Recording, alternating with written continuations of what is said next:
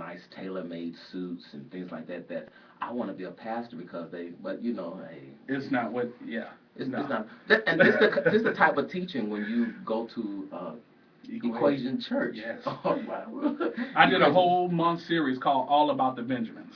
Wow. See, I say this, that it's irresponsible of a church to tell you to give and not teach you how to save either. That is. Amen. Amen. They always tell you what you need to do, but never how to do it. There you go. Yeah, church has got a problem with that. You know, Yeah. I got a big problem with that. You always tell me what I need to do, why I need to do it, but never tell me how to do it. And then when you take it away from you, you don't give me nothing to replace what you took away from me. There you go. Rescue church.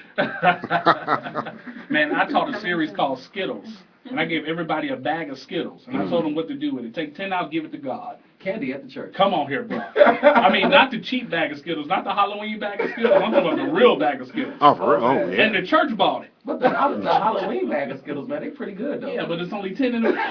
So I can tell you give all of it to God. And I tell you telling real, y'all about I had to give him a Halloween. big one. Well, man. See, that's why you got to go visit Equation Church, man. You got to visit this church, man. Church in the club. So, man, tell us about the flack you getting with having church in the club, man. Well, so many people think it's demons hanging off the wall. You know, when you walk in, we serving alcohol for communion. You know, Hey. it's gin at the bar. That's where you go get your communion. Man, it's nothing like that. Honestly, when we come in, we actually don't even see it as a nightclub. Right. We see it as church to us. We bring in all of our equipment. We set up like it's church to us. Mm-hmm. It's incredible. That's messed up. Y'all giving him flack, but y'all won't give that one guy flack. They opened up the jazz bar. Oh, and then you... Oh, sorry.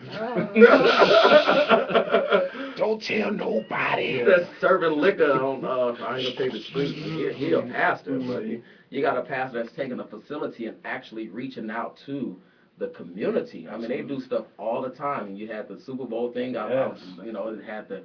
I mean, this dude. You know what I'm saying? Hey, Outreach. outreach. Yeah, not reaching out. No. You know, give me that time. No. Right. My hands are cupped. Yeah, church in the club, man. So some of the things that what pastors have you heard pastors like dogging you? You know, pastors have their own way of saying what they need to say without saying what they need to say. Right, exactly. Like they do in the pulpit. Right.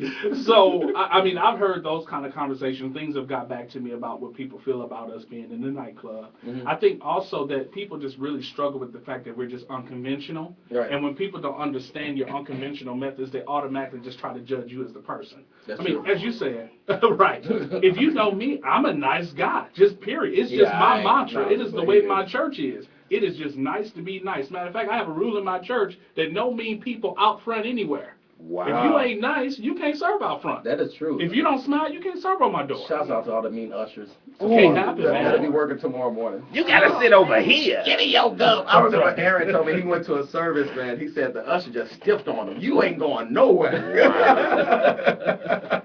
Man, that is true, man. That's the problem, that churches don't have love. Yes. Like they supposed to, man. I love you, Alton, man. You're a great guy. He's crying, ladies and gentlemen. Oh, man. And we're streaming on Ustream. Oh, wow. Hey, check this out, man. So give us some enlightenment, man. What made you go to the club?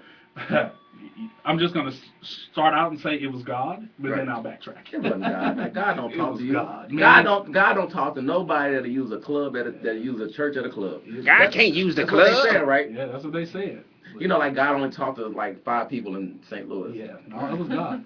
Man, we were meeting in my living room with my launch team for what we called mini church. Mm-hmm. So we meet there on Sunday mornings for about 12 to 1:30. The adults was in my living room, kitchen, and then the little kids were in my daughter's room, and then the teenagers were in my teenager's room. Right. We outgrew the living room. I mean, we were packed. It was hot. We had nowhere to sit.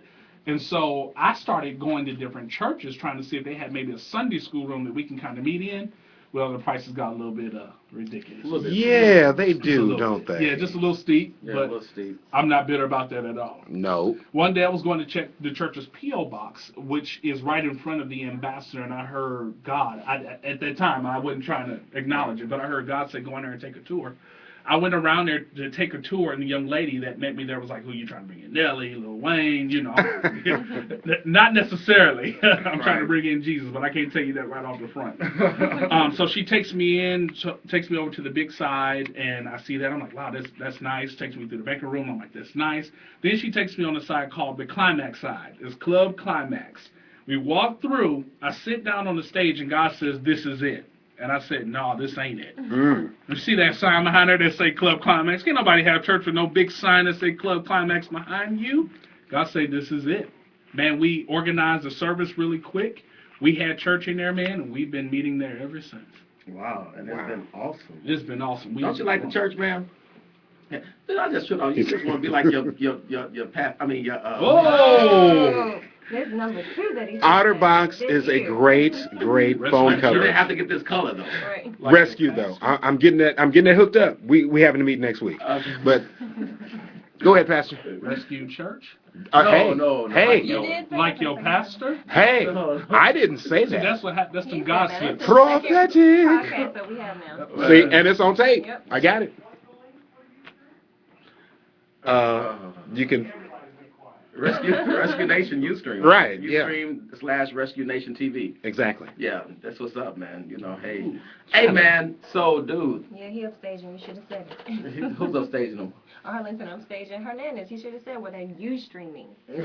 Hey, how you doing, model? What's up? Yeah, what's up? With What that? is up with that? No. Crazy, man. So, Bishop, man, what are some of the things that you've been doing in your ministry, man, that has been productive or proactive or Man, number one, outreach. That's the lifeblood of our church. Like we did the outreach this morning. There's a concert going on at the